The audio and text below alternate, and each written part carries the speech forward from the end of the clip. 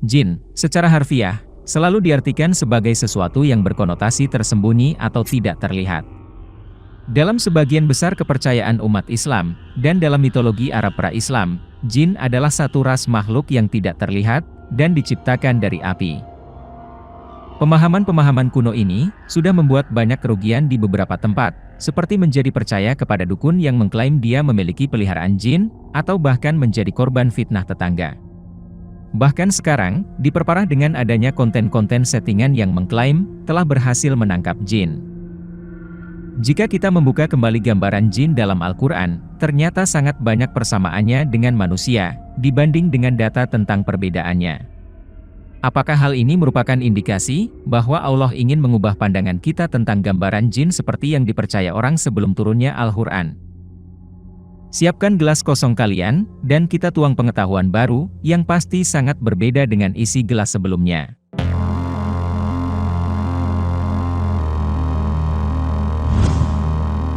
Kegaiban atau tidak kasat matanya jin, tidak jelas diterangkan dalam Al-Quran. Ayat yang digadang-gadang menjelaskan bahwa jin makhluk gaib, adalah Al-Quran Surat Al-A'raf 27 yang menerangkan bahwa, ia dan pengikutnya bisa melihat kamu dari suatu sisi atau tempat, sedang kamu tidak bisa melihat mereka. Namun, sebenarnya ini adalah penjelasan mengenai syaitan, bukan jin, sehingga Adam dan Hawa tertipu olehnya. Artinya, kalau syaitan menggoda tidak kelihatan, dia seperti orang baik-baik yang menyembunyikan sifat jahatnya. Yang jelas, seperti yang dijelaskan dalam Al-Baqarah ayat 36, yang berhasil menggoda Adam dan Hawa, adalah syaitan. Kemudian surat Toha 120 juga tidak dijelaskan, apakah syaitan jin iblis, atau syaitan hawa nafsu serakah yang ada dalam diri Adam sendiri, yang mengira bahwa dengan makan buah khuldi itu akan mendapatkan kehidupan dan kerajaan yang kekal. Yang telah menggoda Adam, kemungkinan bisa juga iblis, dengan catatan, bahwa Adam belum mengenal siapa dia yang sebenarnya, dan pasti dia mengira iblis adalah orang baik-baik, bukan syaitan jahat. Mungkin itulah maksud ayat Al-A'raf 27, yaitu bahwa syaitan melihat kita, sedang kita tidak melihat dia dari satu sisi. Artinya, iblis tahu persis, bahwa yang digodanya adalah Adam Nabi Allah, sedang Adam dan Hawa tidak kenal, dan tidak tahu latar belakang iblis yang sebenarnya, pastilah dikiranya orang baik-baik. Kalau Adam tahu, bahwa iblis itu syaitan, dan dia mau mengikutinya, berarti dia bodoh, dan tak pantas jadi nabi. Tetapi sepertinya, Adam sudah dikenalkan kepada iblis oleh Allah yaitu pada ayat sebelumnya, yakni surat Toha ayat 116 dan 117. Ketika kami berfirman kepada para malaikat, sujudlah kamu kepada Adam, mereka pun sujud, tetapi iblis menolak. Kemudian kami berfirman, wahai Adam, sesungguhnya iblis inilah musuh bagimu dan bagi istrimu. Maka sekali-kali jangan sampai dia mengeluarkan kamu berdua dari surga, kelak kamu akan menderita. Dengan demikian, berarti yang mengeluarkan Adam dari surga, bukanlah syaitan iblis, tetapi syaitan nafsu. Surat Al-An'am 130 menerangkan, ada rasul dari bangsa jin dan dari bangsa manusia. Pada umumnya, seorang rasul hanya diutus untuk kaumnya saja. Nabi Musa dan Isa diutus hanya untuk kaum Bani Israel saja, demikian juga rasul-rasul yang lain, diutus hanya untuk kaumnya saja. Jadi, rasul dari jin, juga untuk kaumnya saja. Bukan tidak mungkin, pernah ada rasul di India, Cina, Nusantara, dan lain-lainnya. Hanya Nabi Muhammad yang membawa misi rahmatan lil alamin, yang berarti, ajarannya bisa dipakai oleh bangsa jin juga. Makanya, jin banyak yang beriman kepada beliau. Sebelumnya, pastilah sudah banyak rasul dari bangsa jin, sebab dalam Al-Quran Surat Ibrahim ayat 4 ditegaskan, bahwa tidak akan diutus seorang rasul, kecuali dengan bahasa kaumnya untuk menjelaskan misinya. Nah, jika di zaman dulu bahasa sudah sebanyak sekarang, maka, kaum yang berbahasa Jawa ada rasul tersendiri, kaum yang berbahasa Sunda ada rasul tersendiri, kaum yang berbahasa Betawi ada rasul tersendiri, begitu seterusnya.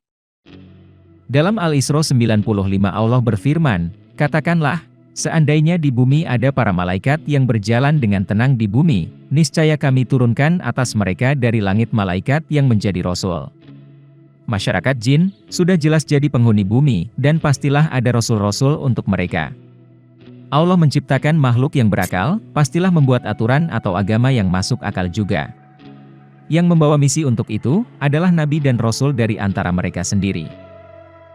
Dalam Al-Mu'min 78 diterangkan, bahwa sesungguhnya ada Rasul-Rasul sebelum Muhammad, yang sebagian diceritakan, dan sebagian lagi tidak diceritakan kepadanya. Dalam hadits riwayat Ahmad, Nabi Muhammad menerangkan ada 124.000 nabi, dan 315 rasul sebelum beliau. Al-A'raf 179, jin mempunyai hati nurani atau pikiran, mata, dan telinga. Jin dan manusia, sama-sama diumpamakan seperti hewan, yaitu bagi keduanya yang tidak mau menggunakan hati nurani, mata dan telinga dengan sebaik-baiknya, bahkan bisa lebih rendah dari hewan. Perumpamaan tersebut bukan menggunakan benda gaib, tetapi hewan yang merupakan benda nyata. An-Naml 17, jin manusia dan burung, sama-sama bisa jadi tentaranya Nabi Sulaiman. Tentunya, sesama tentara harus bisa bekerja sama. Bagaimana bisa bekerja sama, kalau jin makhluk gaib? Dalam surat Ar-Rahman ayat 10-13, Allah berbicara kepada jin dan manusia, secara bersama menyatakan sama-sama suka terhadap makanan buah-buahan, kurma, dan biji-bijian, juga suka wangi-wangian. Kalau jin makhluk gaib, manusia akan banyak kehilangan secara misterius makanan-makanan mereka, karena dicuri oleh jin-jin jahat. Kenyataannya, tidak pernah terjadi. Ar-Rahman 22-23, masih dalam konteks pembicaraan jin dan manusia, menerangkan mereka sama-sama suka perhiasan mutiara dan marjan, yang dihasilkan dari laut. Kita belum pernah terdengar berita, adanya kehilangan secara misterius berulang-ulang di peternakan mutiara, atau perhiasan lainnya di museum, atau di tempat lainnya. Sebab, kalau dia tidak terlihat oleh mata, jin bisa mencuri sesuka hatinya. Ar-Rahman 33 menerangkan, mereka sama-sama ditantang untuk mengarungi angkasa luar dengan kekuatan masing-masing. Jadi, masing-masing mempunyai ambisi menaklukkan angkasa luar. Walaupun ayat ini menurut beberapa penafsir bukan berarti perintah untuk mengarungi angkasa luar, tetapi setidak-tidaknya, menunjukkan ada potensi pada manusia dan jin, untuk mengarungi angkasa luar, walaupun tidak cukup besar dibanding luasnya alam raya ini. Jadi, baik manusia dan jin dengan ambisinya itu, suatu saat pasti mereka punya ilmu untuk menaklukkan angkasa luar. Kalau jin dianggap makhluk gaib, bagaimana mereka belajar? Sekolahnya bagaimana? Gedung-gedung sekolahnya bagaimana? Bagaimana mereka bisa mencapai tingkat keilmuan tertinggi? Sulit bisa dibayangkan bahwa mereka gaib. Pastilah mereka sama dengan kita semua. Jadi, persepsi bahwa jin adalah gaib, sulit diterima akal, yang malah cenderung menganggapnya tidak ada, karena tidak mengganggu atau merasa tersaingi. Ar-Rahman 35 dinyatakan, jin dan manusia sama-sama bisa merasakan panasnya api. Ar-Rahman 41, bagi para pendurhaka, sama-sama bisa direnggut ubun-ubun dan kaki-kaki mereka oleh malaikat kelak di hari kiamat. Jadi, sudah terbayang, bagaimana kira-kira bentuk jin dan manusia, adalah serupa. Ar-Rahman 48-57, jin dan manusia sama-sama bisa merasakan indahnya surga, lengkap dengan kasur-kasurnya yang terbungkus sutera, dengan bermacam-macam buah yang sangat dekat untuk mengambilnya, dan dengan bidadari-bidadarinya yang belum pernah disentuh oleh manusia dan jin. Ar-Rahman 76 dan 77 menerangkan, jin dan manusia sama-sama merasa senang bertelekan di atas bantal-bantal hijau, dan permadani yang indah. Ini berarti, sama-sama bisa merasakan keindahan surga dan sutera, sama-sama suka kepada bermacam buah-buahan, dan sama-sama berminat menyentuh bidadari-bidadari tersebut, yang tentunya tidak sekedar cuma menyentuh, tetapi bisa lebih jauh dari itu. Ini tentu menepis hadis, yang menyatakan bahwa, bentuk jin bermacam-macam, ada yang berbentuk ular, burung, dan hewan lainnya. Bagaimana dia bisa bermesraan dengan bidadari-bidadari, yang notabene berbentuk manusia? Apakah bidadari itu akan tidur dengan ular? Perbedaan antara jin dan manusia, hanyalah terletak pada bahan penyusunan tubuhnya. Manusia dari unsur-unsur tanah, sedangkan jin dari nyala api yang sangat panas. Namun jangan dikira, jin tidak memiliki daging seperti kita. Mentang-mentang dari api, langsung menyimpulkan tidak punya daging. Sama halnya, kita sulit membuktikan, kalau daging yang kita miliki ini, terbuat dari tanah. Dalam buku Dialog dengan Jin Muslim karangan Muhammad Isa Daud cetakan ke-12 halaman 23 dikatakan, berkenaan dengan makna Al-Marij, Imam An-Nawawi mengatakan, yaitu al-lahab yang bercampur dengan hitamnya api. Sementara itu, At-Tabari menyatakan Al-Marij ialah sesuatu yang bercampur satu sama lain, antara merah, kuning, dan biru. Ini berdasar ucapan orang-orang Arab yang mengatakan, Marij Amar al-Kaum, yang berarti urusan kaum itu bercampur aduk. Disebutkan juga dalam halaman yang sama, sementara itu, Abu Ubaidah dan Al-Hasan menyatakan Al-Marij adalah campuran api. Ia berasal dari Marija, yang berarti bercampur baur. Al-Jauhari dalam Al-Syihah menyatakan, bahwa yang dimaksud dengan Marij Minar, adalah api yang tidak berasap, yang dari itu jin diciptakan. Antara tanah dan api yang sangat panas, sebenarnya tidak jauh bedanya. Sebab, api hanya bisa terjadi dari unsur-unsur tanah yang dipanaskan pada suhu tertentu, yang bereaksi dengan zat asam. Contohnya adalah magma, leburan besi, kayu, minyak, dan bahan bakar lainnya, yang semuanya adalah unsur-unsur tanah. Api bisa juga terjadi dari loncatan listrik antara dua kutub yang berbeda muatan listriknya. Misalnya antara logam satu dengan logam lainnya, antara gumpalan awan yang satu dengan gumpalan yang lain, yang dimana awan terdiri dari unsur-unsur air dan debu tanah, lalu antara gumpalan awan dengan benda-benda yang menonjol di bumi seperti pohon rumah dan lain-lain, kemudian bisa antara gumpalan awan dengan benda-benda logam yang menonjol di atas bumi, yang tidak mempunyai konduktor arus listrik ke bumi sebagaimana alat penangkal petir. Contohnya, petani di sawah yang memegang cangkul, gampang sekali disambar petir. Di antara macam-macam api di bumi ini yang paling panas yang diketahui manusia pada saat turunnya Al-Quran, adalah magma, yaitu cairan tanah, batu, dan logam-logam lainnya yang ada di bumi. Magma ini memenuhi kriteria Al-Marij, karena merupakan api campuran dari bermacam-macam logam, seperti silikat, besi, nikel, magnesium, kalsium dan lain-lain, dan sangat panas sampai 2000 derajat Celcius, untuk yang belum keluar ke permukaan bumi. Sebagai api yang sangat panas, tentu saja tidak akan berasap. Magma yang menyembur dari gunung berapi, jadi lahar panas sekitar 1000 derajat Celcius, sampai 1200 derajat Celcius, daripadanya lah jin diciptakan.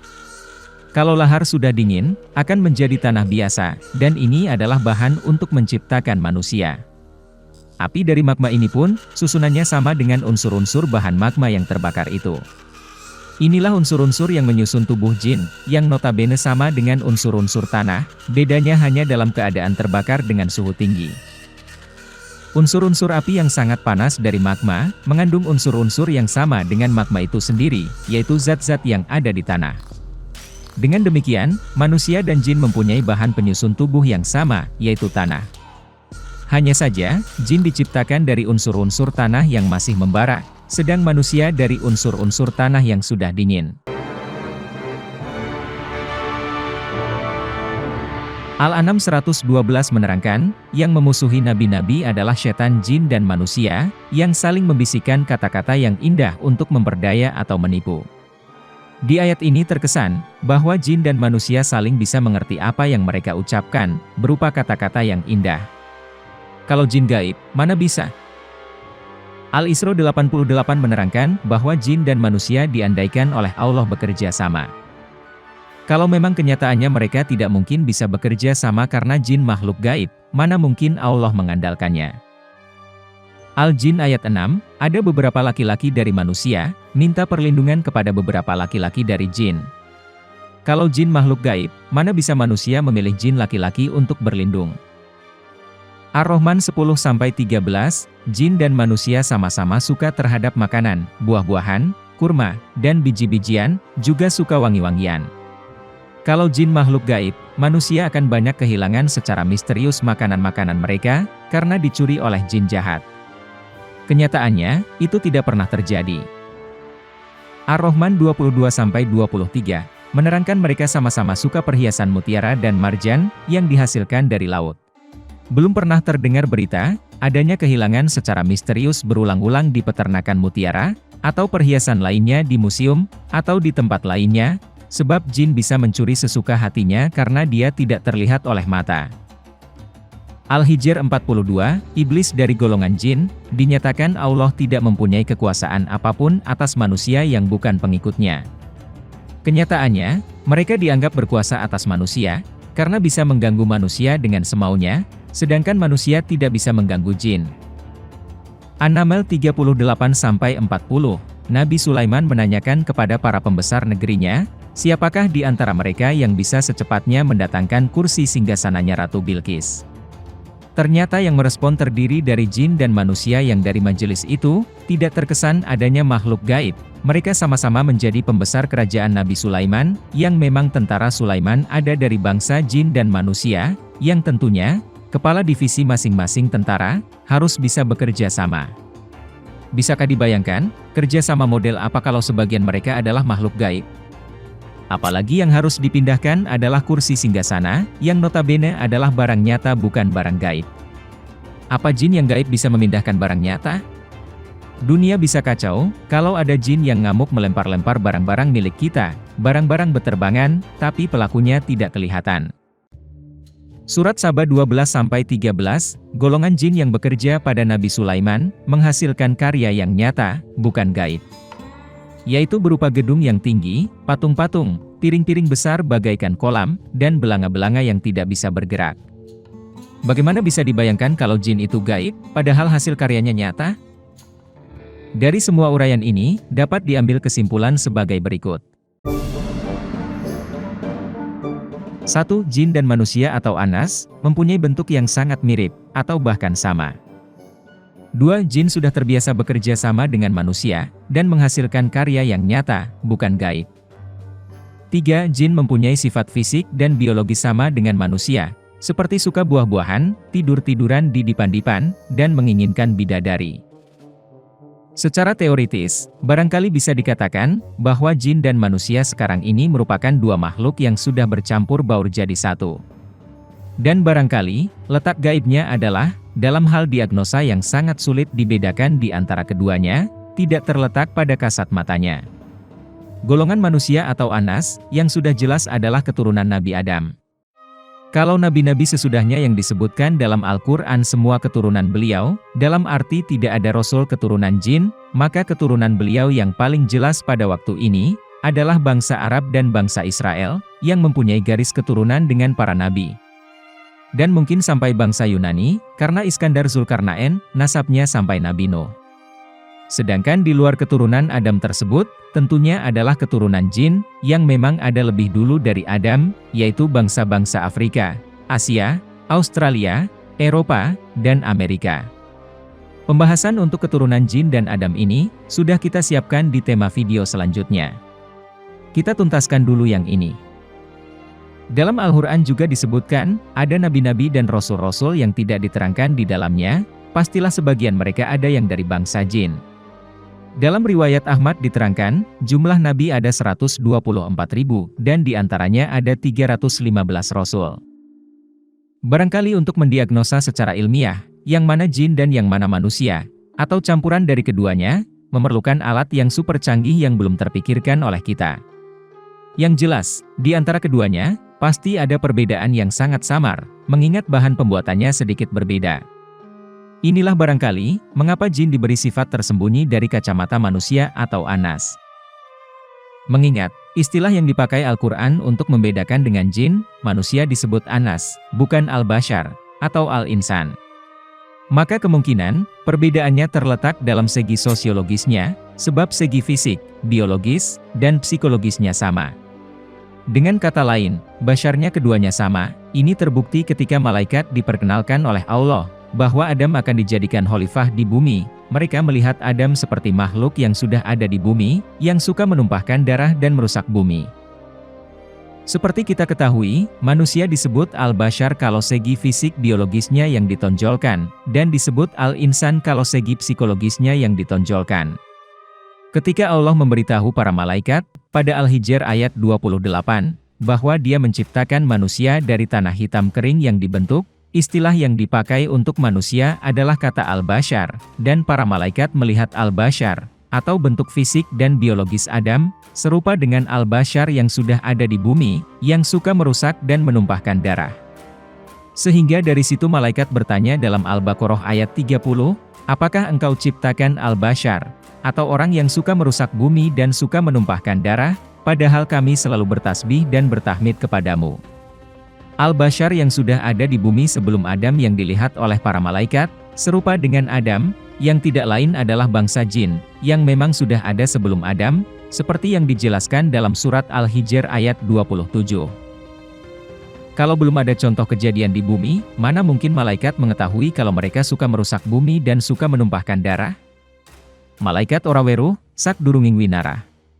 Atau, tidak bisa mengetahui sebelum ada kejadiannya, seperti yang dijelaskan pada Al-Baqarah ayat 32. Video selanjutnya, kita akan mengungkap, siapa kita sebenarnya. Kita-kita ini yang bukan Habib, bukanlah keturunan dari Adam, melainkan keturunan dari jin. Bukti-buktinya sudah kita temukan di Nusantara. Oleh karena itu, sesama jin, jangan saling menghina.